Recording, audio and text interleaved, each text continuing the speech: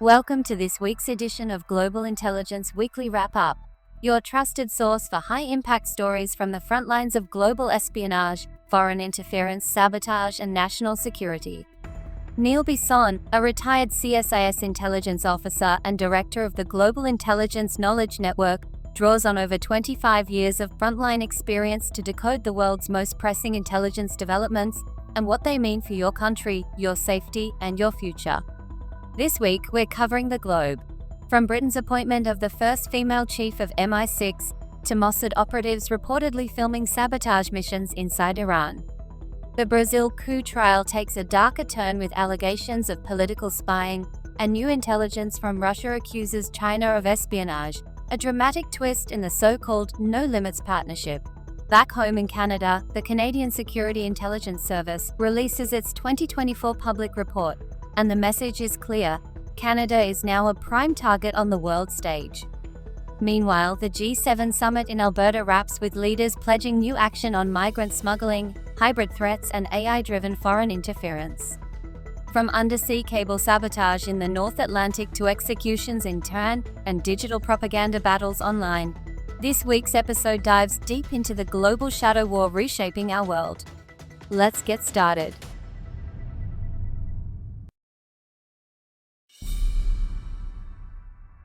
Hello and welcome back to the Global Intelligence Weekly Wrap-Up. I'm your host, Neil Bisson, a retired intelligence officer with the Canadian Security Intelligence Service and the director of the Global Intelligence Knowledge Network. Each week, I provide insight, analysis, and intelligence on the world's latest espionage, national security, sabotage, and terrorism stories, to give you a peek behind the curtain of what the world's intelligence organizations are doing and how it affects your country, your career, and your safety. It's been a busy week.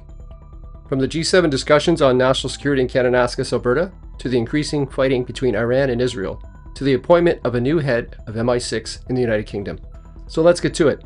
For the first story this week, we head to England, where we spotlight a major shift in leadership inside one of the world's most well-known intelligence services.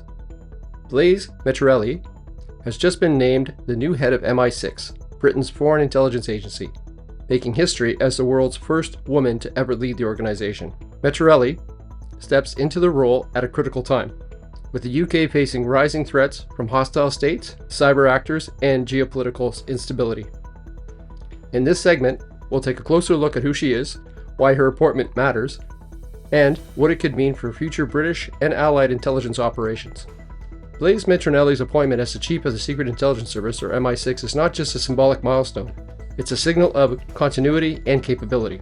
Known within the service by her codename C, she brings over 2 decades of experience in both operational and strategic roles.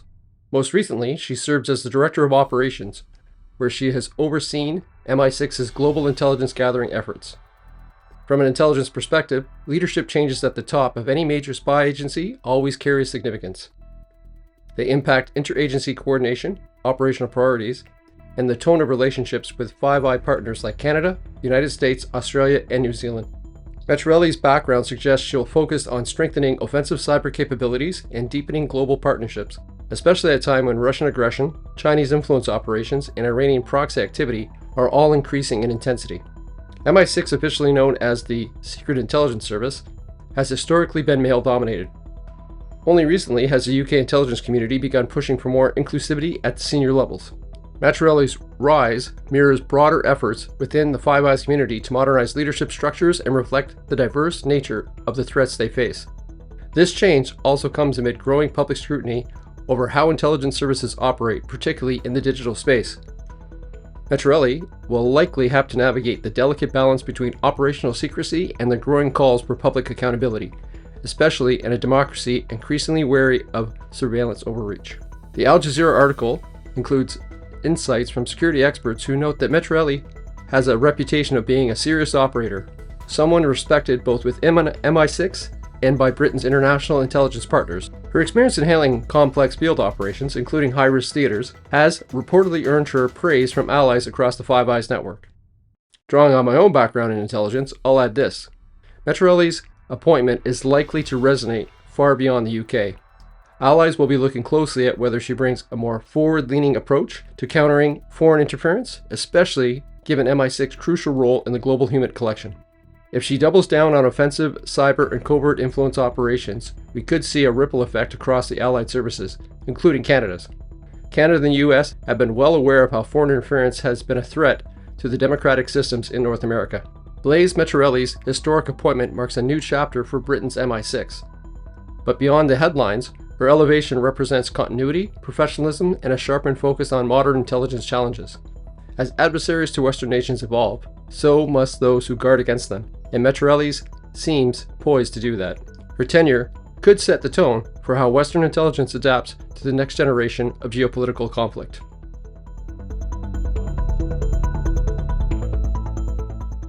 We now head to the Middle East, where we turn our attention to the deepening shadow conflict between Iran and Israel. Iran has launched a sweeping internal security crackdown, claiming that it has uncovered a network of Mossad operatives working inside the country. One alleged spy has already been executed, and others are under arrest.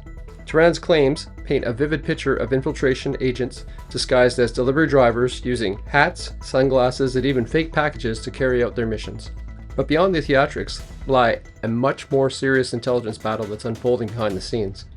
Iran's latest counterintelligence operations come amid mounting pressure from repeated covert strikes, including drone attacks and cyber intrusions, which it attributes to Israel's Mossad.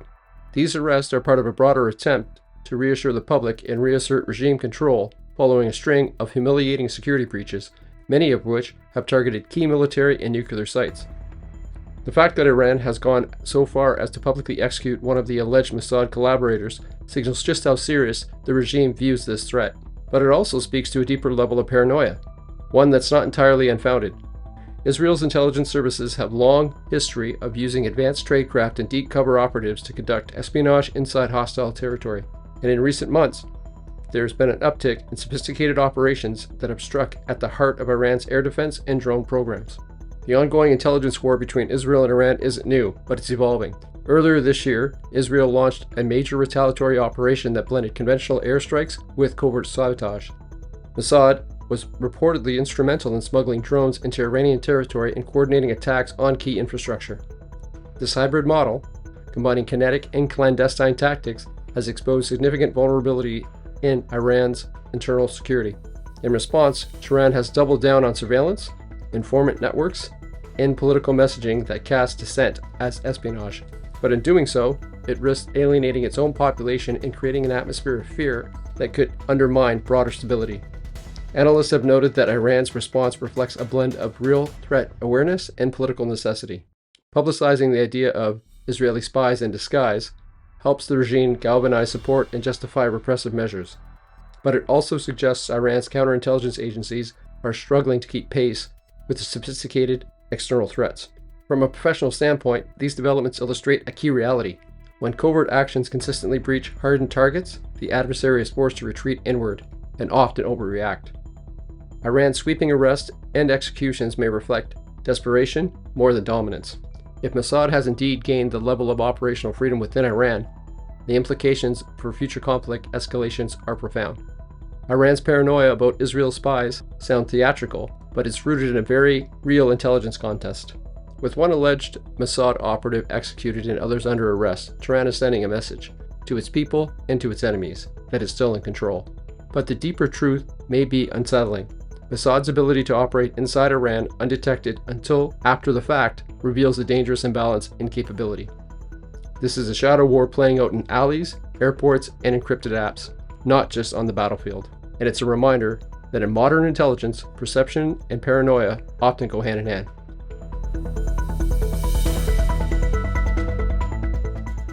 For our next story, we're sticking with the conflict between Iran and Israel as we delve into a bold statement from Mossad.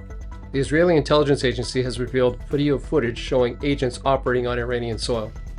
According to Mossad, the operatives deployed precision attack systems against Iran's air defense infrastructure, suggesting a level of infiltration and offensive capability previously unacknowledged by either side.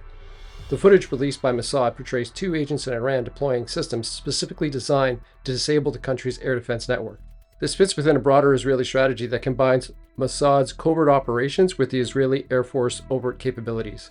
By neutralizing air defense elements from the inside, Mossad effectively paved the way for Israeli airstrikes with minimum resistance. This public acknowledgement signals a strategic shift.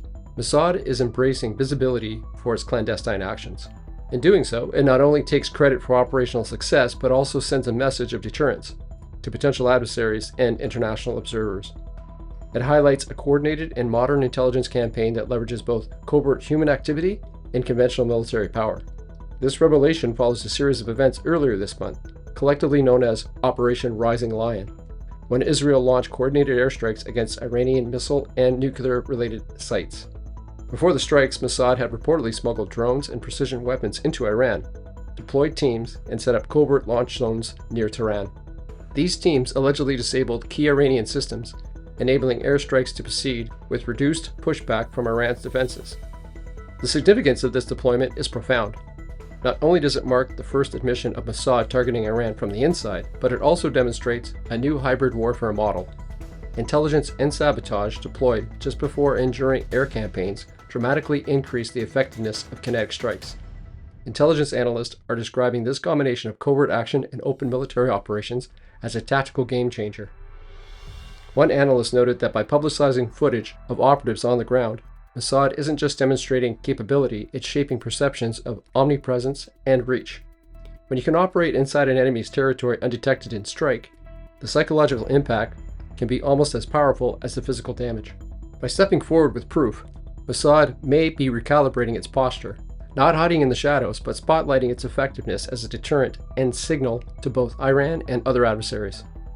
Mossad's unveiling of internal operations in Iran signifies a notable shift, one where covert action is no longer strictly behind the scenes. Instead, they are increasingly part of an open strategic narrative. When paired with air capabilities, such operations offer Israel a layered, highly potent model of modern warfare. The big questions now are, how will Iran continue to respond? Will this spark a new cat-and-mouse cycle of internal purges, counterintelligence crackdowns, or even covert reprisals? And how will the other regional players perceive or react to this unveiling of Israel's intel offensive? Stay tuned, because with this latest conflict in the Middle East, the lines between spycraft, sabotage, and kinetic strikes are blurring faster than ever.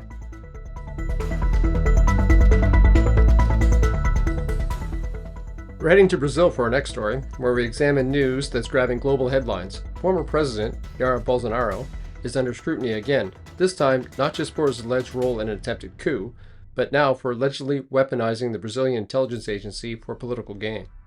With a coup trial already underway, new accusations are emerging that Bolsonaro used Brazil's ABIN, its equivalent to CSIS, to monitor opponents, judges, and journalists while in office.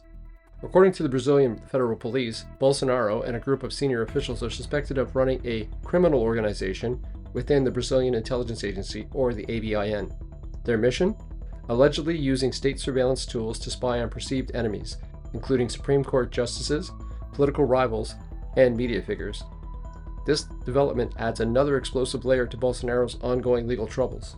While the coup investigation centers on efforts to overturn Brazil's 2022 election results, this intelligence scandal strikes at the very foundation of state power, the abuse of national intelligence assets for political purposes.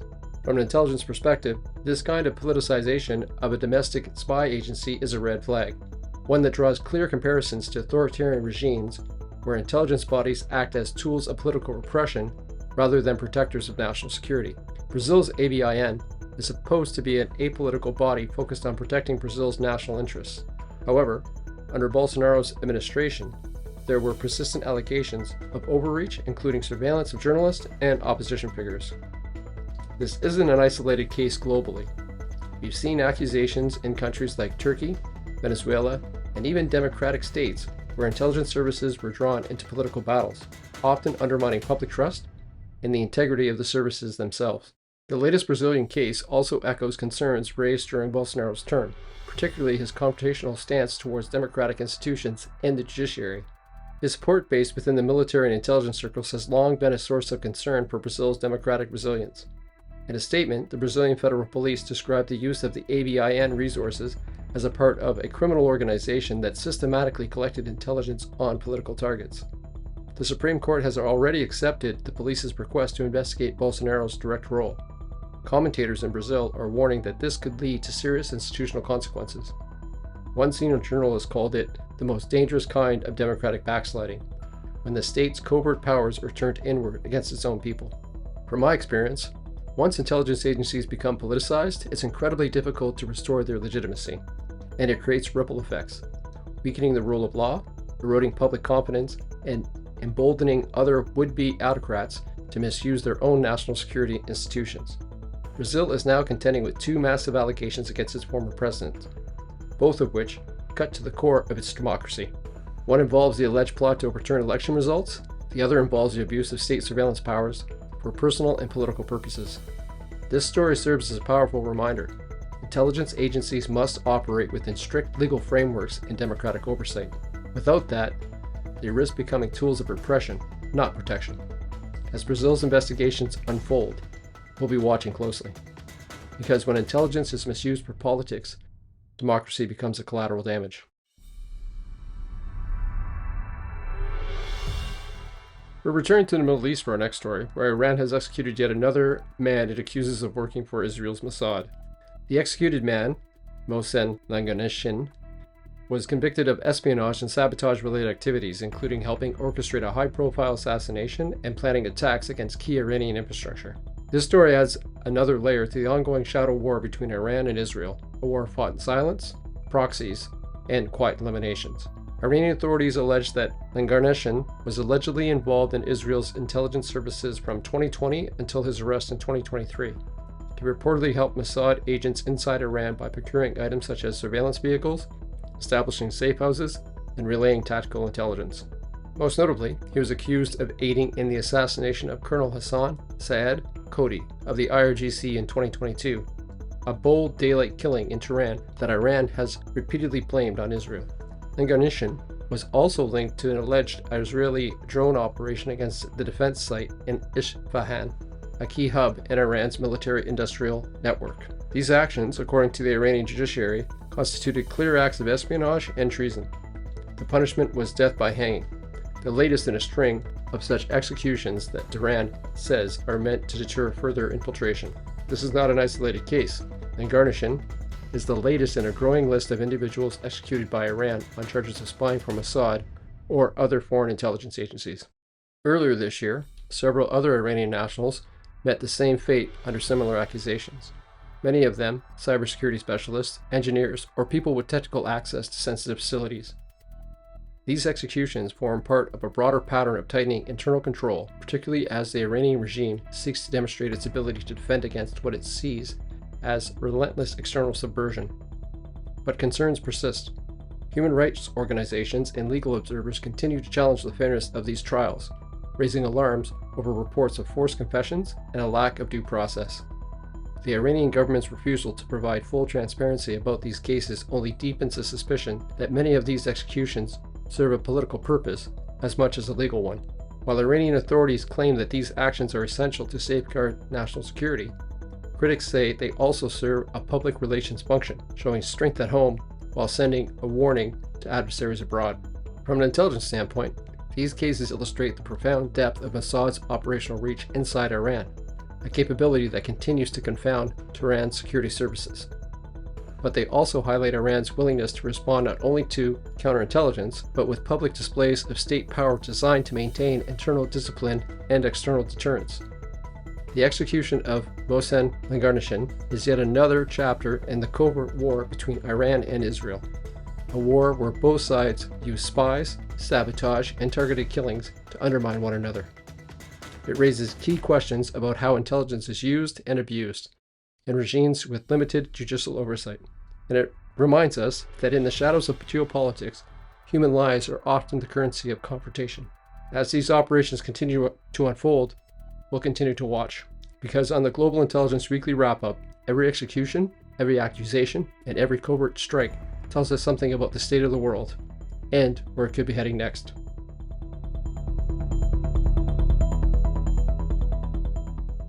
In a major pivot, we head to Moscow to discuss their strained ties with Beijing, as Moscow has now accused China of serious espionage, marking a historic fracture in what was once dubbed the no-limits partnership between Putin and Xi.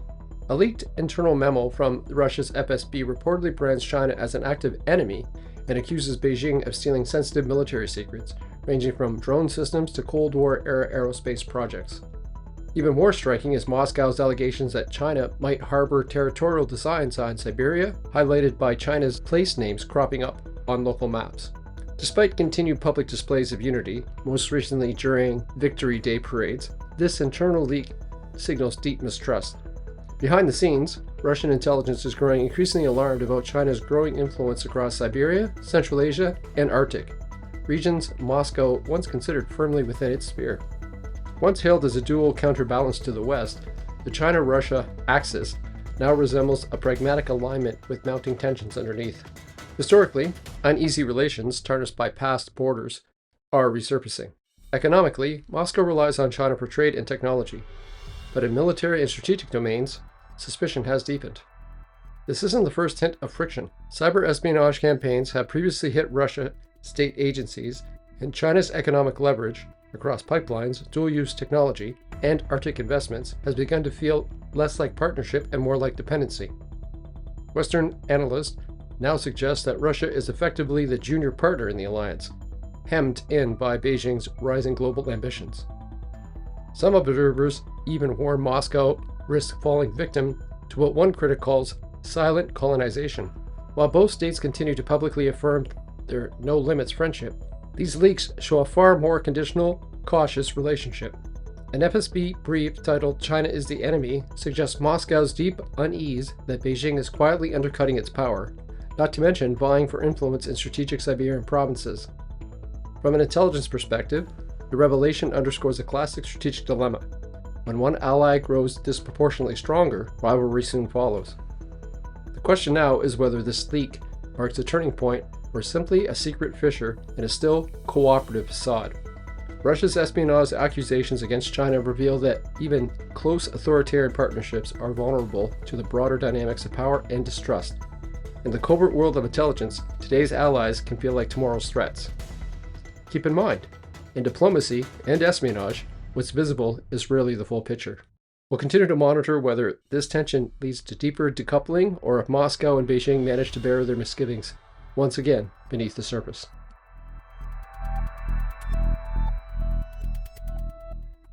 Our next story takes us to the United Kingdom, where a new report warns that the UK is dangerously exposed to state-backed sabotage targeting undersea internet cables, critical arteries of global data flow, and the threats are traced directly to China and Russia. The China Strategic Risks Institute examined a dozen suspected sabotage attempts between January 2021 and April 2025. In 10 of those, vessels linked to Russia or China via flag registration or shell companies were involved. These shadow fleet ships are part of a growing trend in gray zone operations, covert, deniable actions that destabilize without provoking outright war. UK cable systems are vital. They handle nearly all international communications and banking. The UK hosts dozens of undersea cables linking North America and Europe, making it a likely future target. But here's the catch. The UK surveillance is patchy. Radar only covers 22% of its exclusive economic zone, meaning much of the activity goes undetected. And legal structures date back to the 19th century, making prosecution of sabotage impractical under current international law. While physical damage to cables often comes from fishing nets or anchors, the strategic threat from state-aligned vessels is especially concerning. Similar incidences in the Baltic Sea and near Taiwan suggest coordinated efforts to probe Western critical infrastructure. Britain has begun investing in specialized ships like the Royal Fleet's auxiliary surveillance vessels, but experts say maritime gray zone defense remains severely behind the curve, especially compared to Taiwan, which has led the field in countering these tactics. Security analysts stressed that this is about routine maritime operation. It's part of a broader pattern of hybrid warfare designed to weaken nations without triggering war. One warning from Britain's own strategic review called the situation woefully inadequate for detecting such covert threats. Moving forward, experts say the UK must invest heavily in maritime surveillance, improve legal frameworks, and partner closely with allies experienced in gray zone defense. These concerns should be echoed by Canada, as we are woefully undersourced for radar monitoring in our own undersea cables as well. In the digital era, undersea cables are as critical as power lines or highways. The new report paints a stark warning. Without urgent upgrades and monitoring, legal clarity, and allied cooperation, the UK risks a devastating disruption, triggered not by accident, but by deliberate sabotage. In intelligence and national security, what you don't see can hurt you. And in this case, that could be hundreds of billions in economic fallout.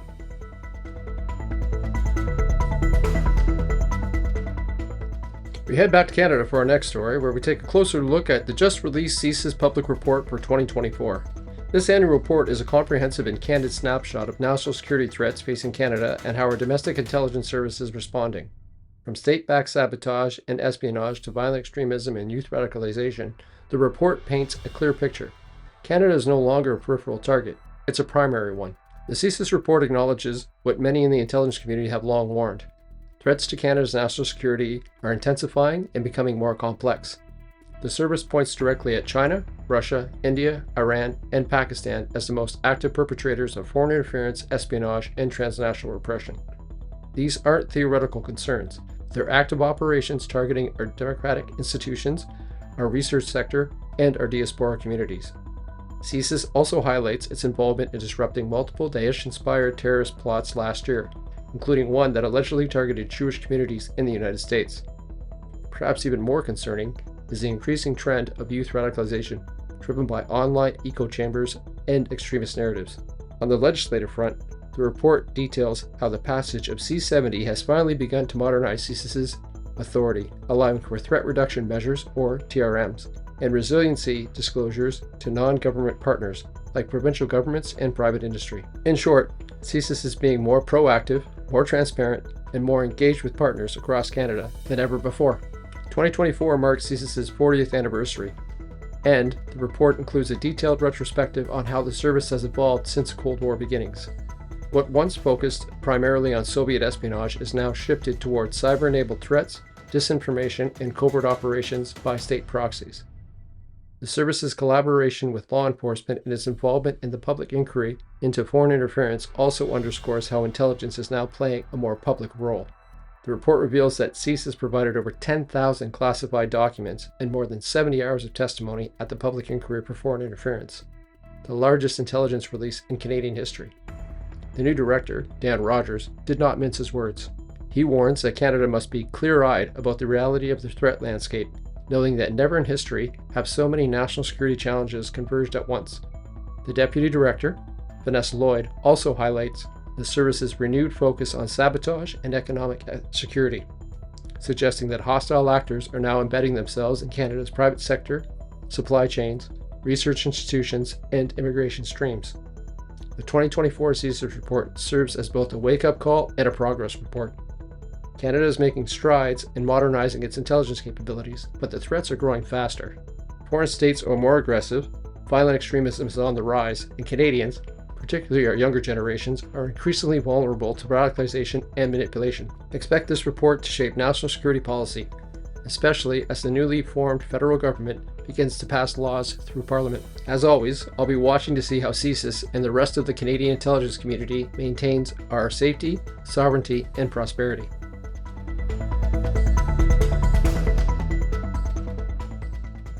For our last story this week, we'll stay in Canada, where the world leaders met at the 51st G7 Summit in Kananaskis, Alberta, issuing a joint pledge to address growing threats, from migrant smuggling networks to foreign interference tied to AI and disinformation campaigns.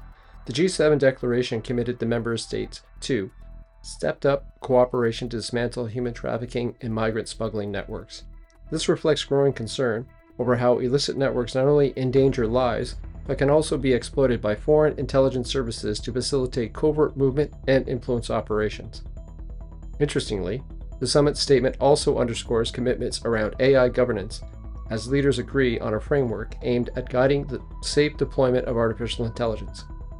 This makes the document a rare intersection of migration, smuggling, security, and tech, highlighting how AI can be manipulated in service of covert foreign campaigns. Held June 16th and 17th in Kananaskis, this marked the first G7 summit on Canadian soil since 2002. Against the backdrop of ongoing geopolitical tension and overlapping crises like Ukraine and the Middle East, the migration pledge aligns with the G7's broader ambition to counter hybrid threats.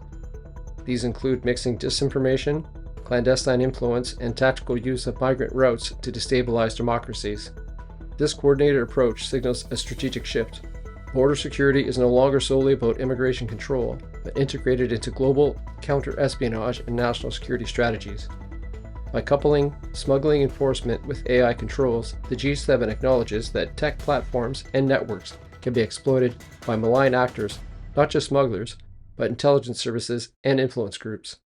The G7's vow to tackle migrant smuggling alongside foreign interference and AI governance isn't just a political talking point.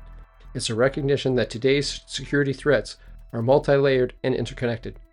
Expect Washington, Ottawa, and other capitals to build new task forces and tech-driven alliances to implement this pledge in the coming months. Well, that's going to do it for this week. As always, links to the open source stories are in the transcript. Until next week, stay curious, stay informed, and stay safe. That's a wrap for this week's Global Intelligence Weekly Wrap-Up. From Mossad's bold operations inside Iran, to Brazil's explosive revelations about political surveillance, to cracks forming in the Russia-China alliance, this episode underscores just how volatile and interconnected the global intelligence landscape has become. Canada's own CSIS report confirms it. We are no longer on the sidelines. We are at the center of a high-stakes contest involving foreign interference, youth radicalization, and sabotage. And with the G7 now pledging to confront hybrid threats and AI-enabled manipulation, the world's democracies are playing catch-up in a race that never stopped. Delivering this level of insight every week takes time, experience, and commitment, built on over 25 years in intelligence and law enforcement, and focused on helping you see beyond the headlines. If you found value in today's episode, please consider sharing it, subscribing, or leaving a review. It helps amplify the signal and brings this critical analysis to a wider audience. You can also support the podcast directly on Buzzsprout or through Patreon. Every contribution keeps the work independent and focused on what matters. For more training, resources, and intelligence-driven insight, visit the Global Intelligence Knowledge Network. Until next week, as Neil always reminds us, stay curious, stay informed, and stay safe.